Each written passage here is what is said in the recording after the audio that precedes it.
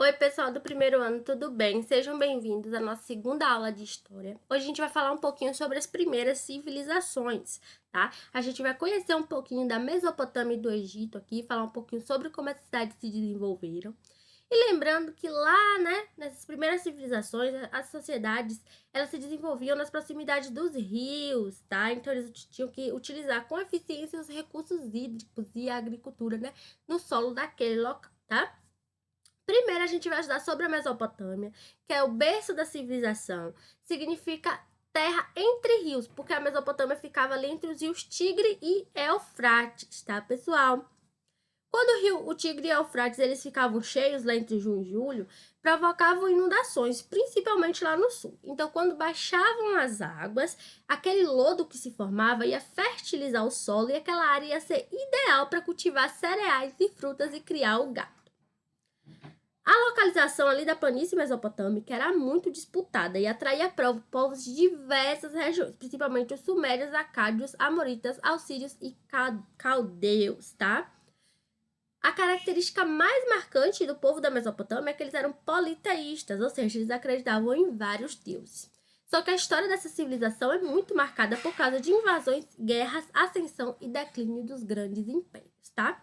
Vamos falar da população ali que habitava a Mesopotâmia. Primeiro, a gente vai falar dos Sumérios, que é a civilização mais antiga. Eles ocuparam inicialmente ali a região por volta de 3.500 anos antes de Cristo, né? Eles se fixaram lá no sul da Mesopotâmia e fundaram diversas cidades e estados com governos independentes, tá? Eles são considerados os inventores da escrita porque escreveram em tábuas de argila, utilizando um estilete e as letras eram em cunhas, né? Eles sinais em formas de cunhas. E isso é chamado de escrita cuneiforme, que deu início à escrita como a gente conhece hoje. Os sumérios também eles introduziram rodas no veículo, então aquilo foi uma revolução na locomoção terrestre, porque antigamente os veículos eram parecidos com trenós. E quando começaram a utilizar a roda, o transporte de mercadorias ficou muito mais fácil, tá, pessoal? Só que os sumérios enfrentaram muitas guerras e isso enfraqueceu lá o poder político deles e eles foram invadidos pelos acádios. Os acádios dominaram ali entre 2550 e 2300 anos antes de Cristo, conquistaram várias cidades e expandiram seu território. Só que esse império não durou muito não. Lá em 2000 anos antes de Cristo, os amoritas tomaram a região ali, tá? Os amoritas eram chamados de babilônicos e eles conquistaram a Mesopotâmia sob o comando de Hammurabi. E Hammurabi ele era diferente dos outros reis, porque ele não tinha interesse em dominar vários territórios, ele queria controlar o território que ele já tinha conquistado, né? Então ele criou um código que ficou muito conhecido, que é chamado do Código de Hammurabi, que tinha os direitos e deveres de todos os cidadãos.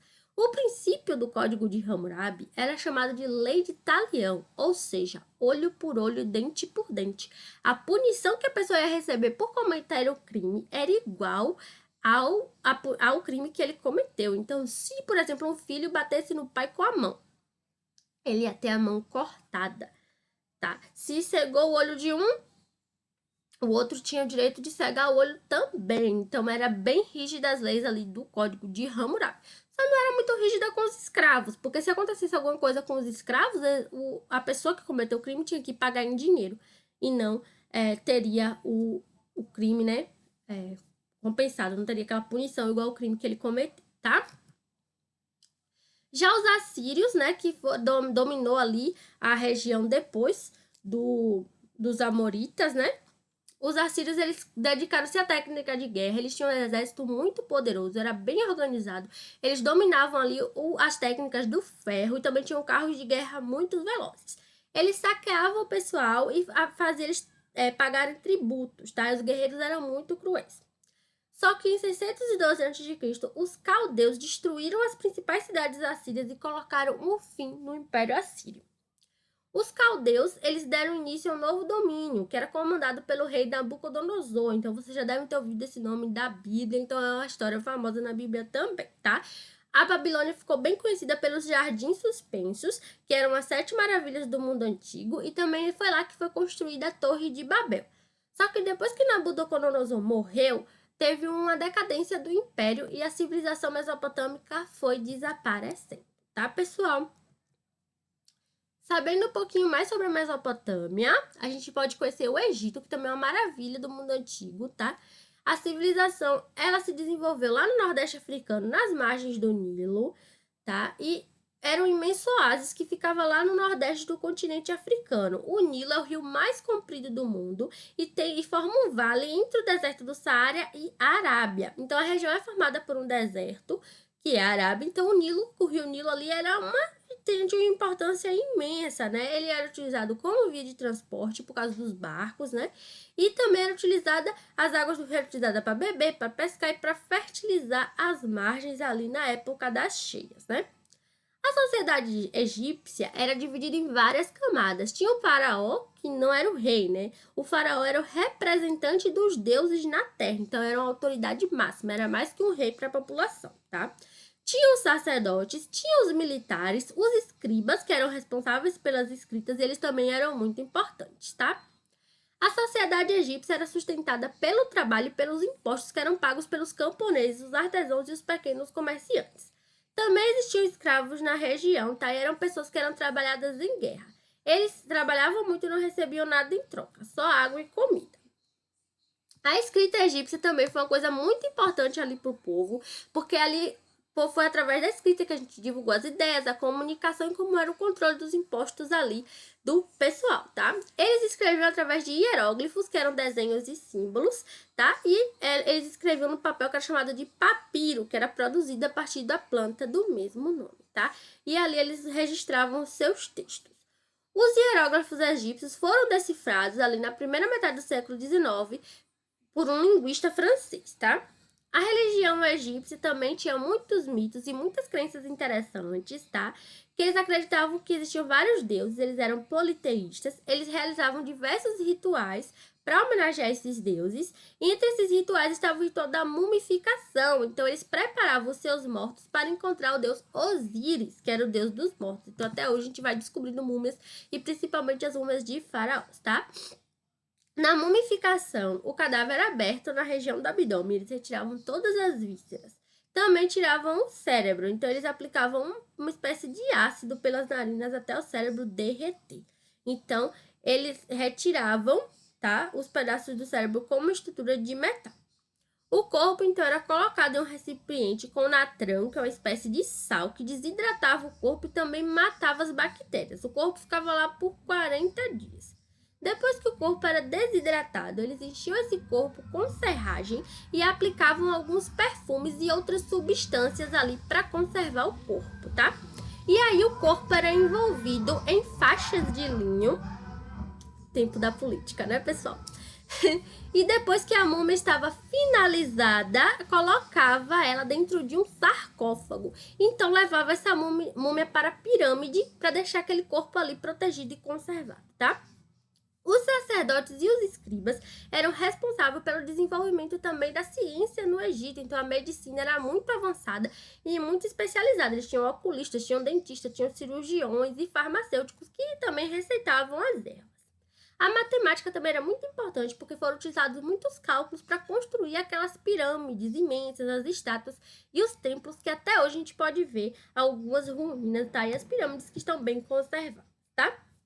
A geometria auxiliava na medição das terras e eles precisavam saber a medida da área do círculo, o volume de um tronco da pirâmide, por exemplo, a área e superfície de uma esfera, do hexágono e várias outras coisas que a gente usa até hoje, tá, pessoal? A matemática é muito importante, tá? Também eles estudaram a astronomia. Foram os egípcios que começaram a dividir o ano em 12 meses iguais e deixavam 5 dias livres aí, tá? Eles estudaram e deram nome às estrelas, aos planetas, e regulavam as águas do Nilo. E eles tinham, a química lá também era muito interessante, porque eles tinham esmaltes e novas cores também. Eles usavam as substâncias para mumificar os mortos naquela época, tá? O interessante também, pessoal, é que no Egito eles sabiam até se as mulheres estavam grávidas ou não, tá, pessoal? Então a ciência e a medicina era muito avançada naquela época. Mas calma, ninguém fazia ultrassom, né? Era através do xixi e utilizavam plantas também para saber se as mulheres estavam grávidas, tá? Então, é muito interessante, pesquisem um pouco mais sobre o Egito que vocês vão gostar, tá? Vamos falar também sobre o Império Persa, tá? Que depois que organizou seu próprio reino, Ciro, ele começou a conquistar territórios vizinhos como a Pérsia, né? E também ele libertou os hebreus e permitiu que os hebreus voltassem para a Palestina e conquistou outros territórios, tá? Ciro, ele morreu em 529 a.C. e isso foi sucedido por seu filho Cambises, que ele tentou expandir ainda mais o império e conquistou o Egito. E ele se autoproclamou faraó, tá? E também tentou conquistar o norte da África, mas foi derrotado o Império Persa por lá. Depois, Dário foi proclamado novo imperador da Pérsia e governou por muitos anos, tá? Ele foi responsável pelo período de maior esplendor ali do Império Persa. Ele construiu muitas estradas, essas estradas melhoravam a comunicação dentro do império e tinha estrada real também, que possuía 2.500 quilômetros de extensão. Ele também chegou a cunhar moedas de ouro, que é chamada de dáricos, e ela circulava em todo o Oriente. Isso facilitou o comércio dentro do império. Então, era bem fácil de trocar mercadorias nos lugares porque eles utilizavam a mesma moeda. A gente também tem os fenícios, tá? A Fenícia era uma estreita faixa de terra ali entre o Líbano e o Mar Mediterrâneo.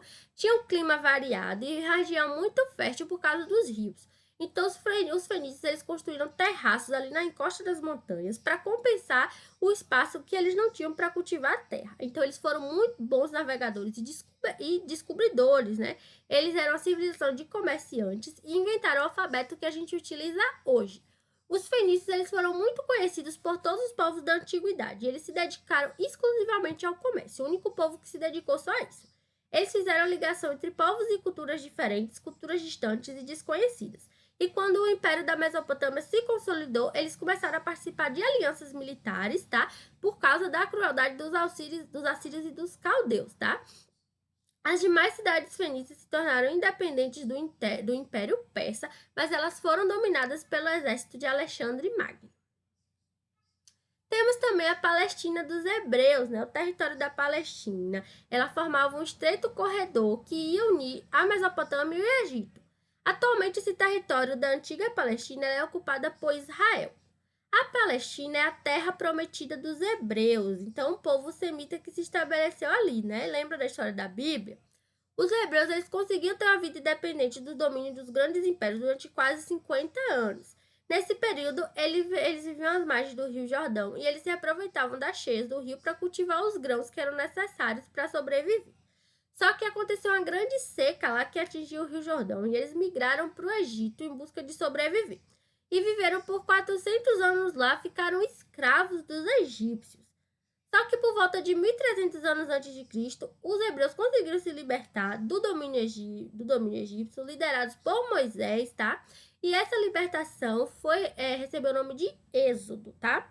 O legado dos hebreus foi a moral e a ética, que serviu de base para o cristianismo, que é uma das principais religiões do mundo.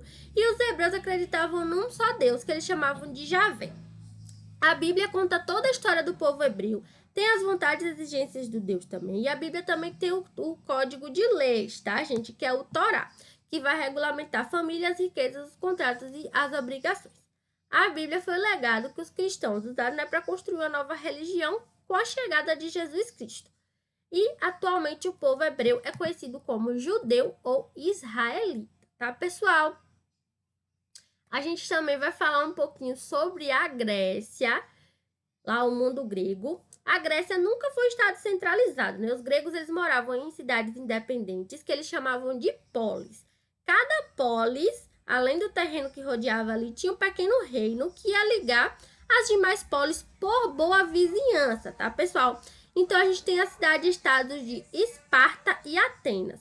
Os gregos eles inventaram também os Jogos Olímpicos, lá por volta de 800 anos antes de Cristo, que eles reuniam os atletas de todas as cidades e espalhavam esses atletas pelo mar Mediterrâneo para disputar competições esportivas.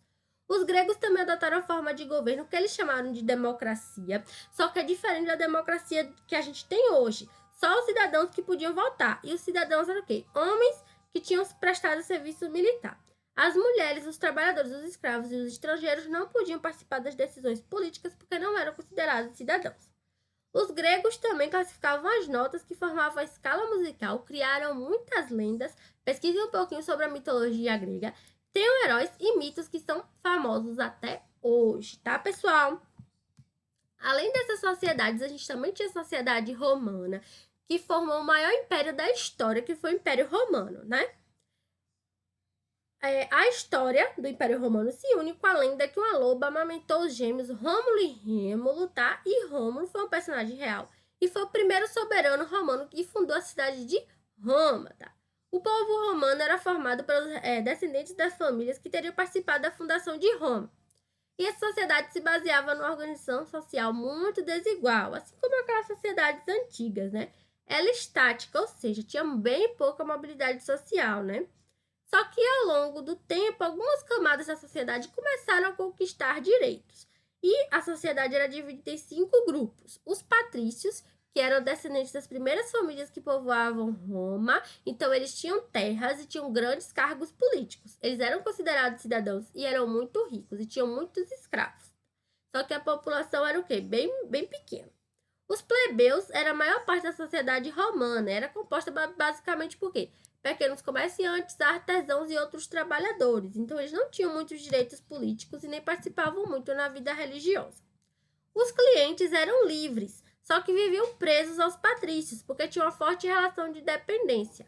Eram os estrangeiros e os refugiados pobres. Eles tinham o apoio econômico e jurídico dos patrícios, só que precisavam ajudar eles em trabalhos e questões militares.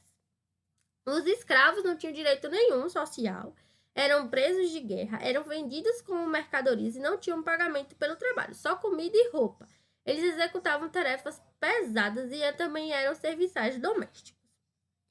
Os libertos eram ex-escravos que tinham a liberdade ou compravam a própria liberdade e geralmente trabalhava para aquele que foi seu dono, tá, pessoal? Espero que vocês tenham gostado da aula de hoje. Conhecemos todas as civilizações antigas, tá? Não esqueçam de responder os exercícios ao final do capítulo. Até a próxima aula!